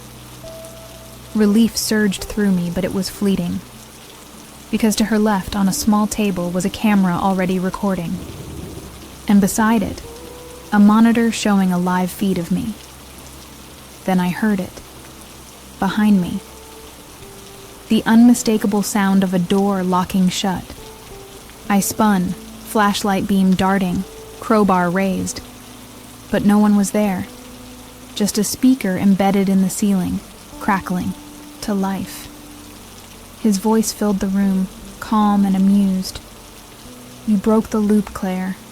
Now let's see what you do without an audience." The light flickered. The woman whimpered, and the game began again, this time with a witness I was meant to save. The sound of the lock sliding into place echoed like a gunshot in my ears. I rushed to the door, grabbing the handle, yanking it with all my strength. Nothing. It didn't budge. My flashlight flickered once, then steadied, casting the room into its usual grainy monochrome. The woman was crying softly now, muffled by the gag. I turned to her, whispering, "I'm going to get you out of here." But I didn't know how. I moved quickly, checking the corners of the room for exits, seams in the wall, hidden panels, anything. The room was too clean, too deliberate, like a stage, and I was already part of the performance. I turned back to the woman and knelt beside her. Her wrists were raw from the bindings. I cut her free, then pulled the gag gently from her mouth. "Who did this to you?" I whispered. Her voice trembled. "I don't know. I woke up here." We both startled as the speaker crackled again. His voice was distorted now, playful. "A hero complex suits you, Claire, but let's raise the stakes." A loud metallic thud echoed from the other side of the wall. Then another, and another. Footsteps. Slow, heavy. Someone else was coming. The woman clutched my arm, her eyes wide. "Please," she whispered, "don't let him take me." I pulled her behind the table, trying to make us both smaller. But I knew hiding was useless. He wouldn't have locked us in if he wasn't ready for a final act. The lights above us flickered again, this time turning red. A low hum filled the room, mechanical and rhythmic, like the heartbeat of the building itself. The door on the far wall clicked loudly. Then it opened. He stepped in wearing all black, face still obscured by the same hood, same gloves. No words. Just presence. A slow, deliberate gaze scanned the room before settling on me. My hand tightened around the crowbar. He didn't flinch. Instead, he stepped closer, tilting his head as if examining a work of art. "You're not afraid anymore," he said, finally breaking the silence. "You're something else now." "I'm done playing," I said. My voice didn't shake. It surprised even me. He laughed softly. "No, Claire. You're just now playing correctly." He took another step forward, and I lifted the crowbar.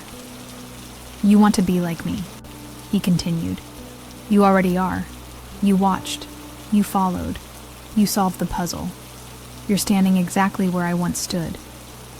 The woman whimpered behind me. I didn't look at her. I kept my eyes on him. "You think this ends with one of us dying?" I asked. "You think that fixes it?" He smiled. "No. I think it ends when you make the real choice. Kill me or join me. There's no middle ground anymore." He reached slowly into his pocket and pulled out a small box. He placed it on the floor and slid it toward me. "One more gift." I didn't look down. I swung. The crowbar caught his shoulder, hard. He staggered back, grunting, but not falling. He lunged at me, and we crashed to the floor, the flashlight spinning out of reach. In the strobing red light, we became silhouettes. Two shadows tearing at each other, fighting not just for survival, but for control. I screamed, wrenching free, and slammed the crowbar down again.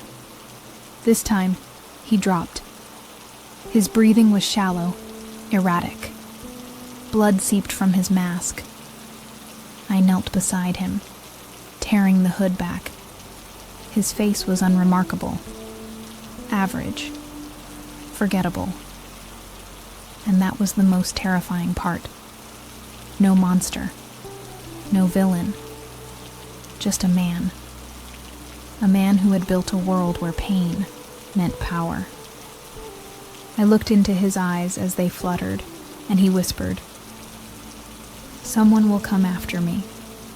Someone always does." He went still. I didn't check for a pulse. I turned to the woman. She was still curled in the corner, eyes wide with disbelief. I helped her to her feet. We staggered out together, down the hallway he had come from. It led to an exit, unlocked. I stepped into the night air, lungs burning, heart pounding. Somewhere in the distance, a camera blinked once, then went dark. The forest swallowed us. No moonlight, no sounds.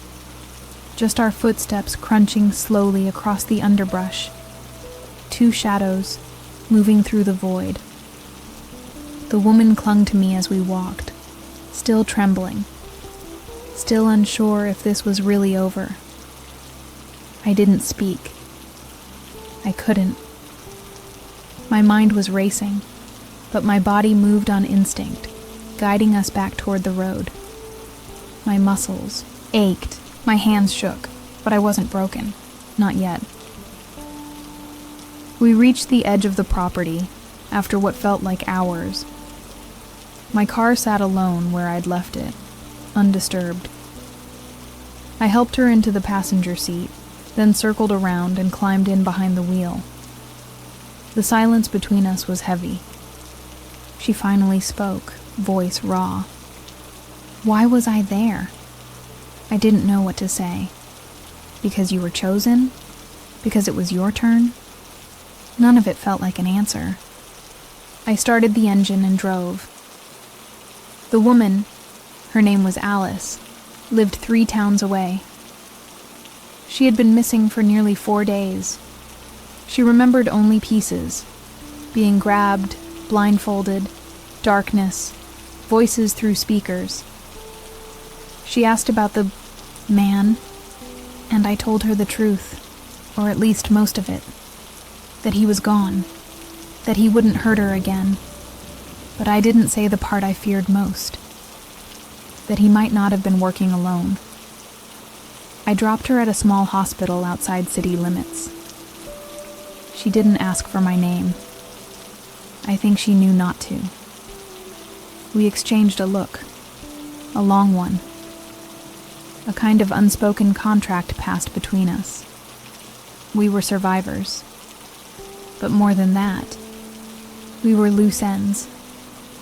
And loose ends never stay safe for long. I watched her walk inside, then disappeared before anyone could ask questions. Back home, I locked every door and window again. This time not out of fear, but habit. The footage was gone. The files had all been destroyed. No more pen drives. No more envelopes. No new photos under the door. Just silence. I kept waiting for the next message, for the phone to ring, for the screen to flicker to life. It didn't. For the first time in months, the darkness stayed still. Week passed. Then another. I didn't sleep well, but I slept. I kept checking forums, watching old caches, looking for signs. But there were none. No new victims, no coordinates. It was as if the game had ended, or paused. And I wasn't sure, which scared me more, that he was truly gone, or that he had passed the torch to someone else, someone watching me. Right now. Sometimes I sit in the living room with the lights off and the windows open. I listen. For footsteps. For breathing. For the distant click of a camera lens. But it never comes. Not anymore. It's like the silence is waiting for something. For me to move. For me to act. He said I could become like him. That I already was. I told myself I rejected that.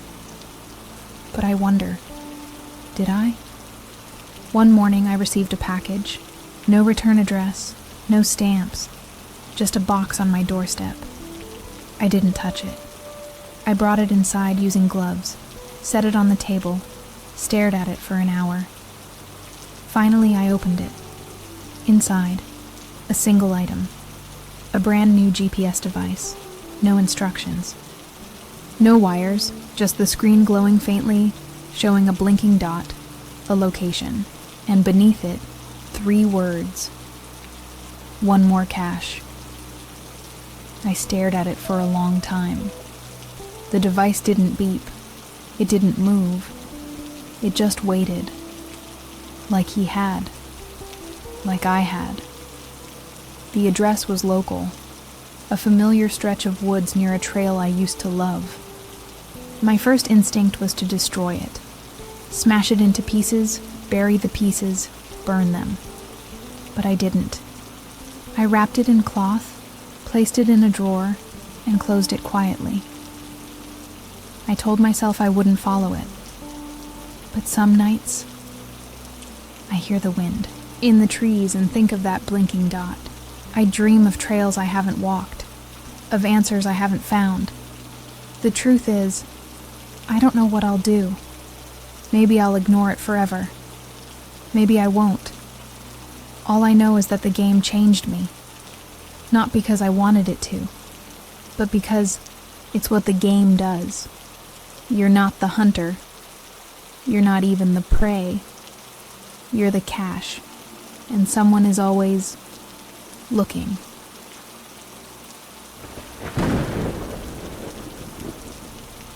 I stopped telling myself it was over. That illusion, comforting, dangerous, had nearly cost me my sanity. The truth is, there is no over for people like me. Not after something like this. Survival is a strange kind of curse. You walk away, but pieces of you stay behind.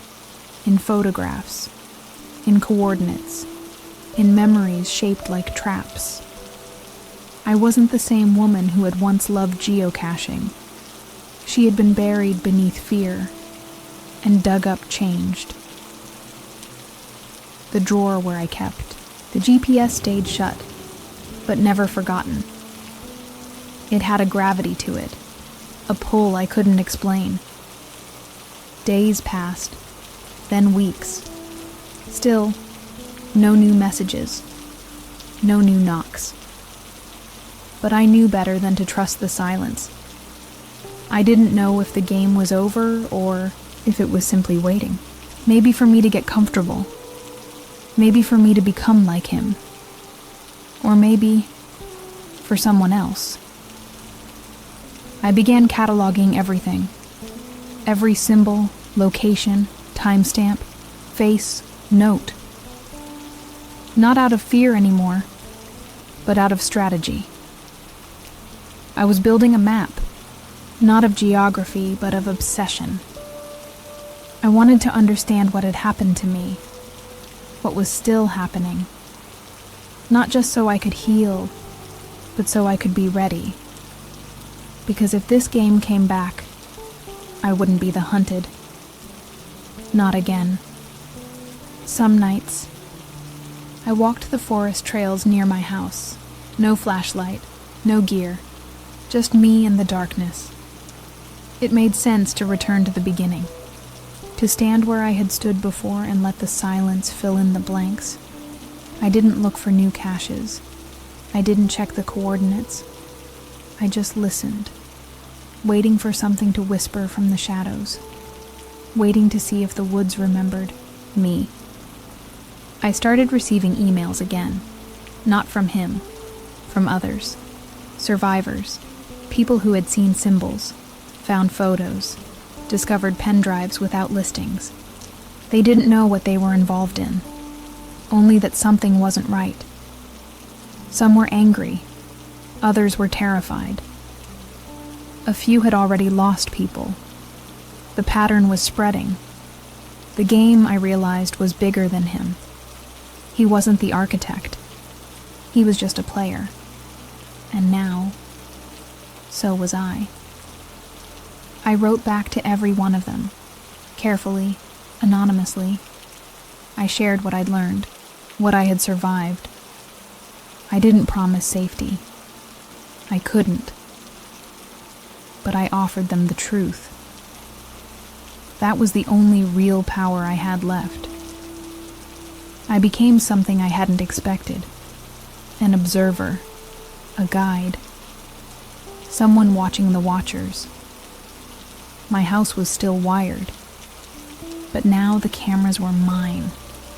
The files were mine. The control, mine. But control doesn't mean peace. You can know the rules, follow every step, and still lose. I dreamed often of the basement, of the red lights, of the voice in the speaker. Sometimes I heard it in the wind. Sometimes I thought I saw him, in crowds, in mirrors, in the spaces between sleep and waking. Always smiling, always waiting. But it wasn't fear that woke me anymore. It was the sound of my own breath, steady and aware. I started leaving messages of my own. Not threats, warnings, coordinates etched in code, left near known caches, visible only to those paying attention. I wasn't hunting anyone, not yet, but I wanted them to know I was still here, that I remembered everything, that I hadn't broken. The watchers don't expect their toys to bite back, but sometimes they do. And when they do, the game changes. I never went back to my old life. That version of Claire, the geocacher, the explorer, the open-hearted woman who thought adventure was safe. It died in the forest, in the silence, in the click of a hidden shutter. What's left is someone else, someone colder, smarter, not broken, but not whole either. There's a part of me that wonders if I'll ever be just a person again, or if I've become part of the system, a piece of the machine. Sometimes I still open the drawer. I look at the GPS, blinking patiently, like it knows I'll give in eventually. Maybe I will, maybe I won't. But the thing about caches is, They wait, forever, if they have to. Someone always finds them in the end. And when they do, the game begins again. Maybe not here, maybe not with me, but somewhere, someone is already looking, and someone else is already watching.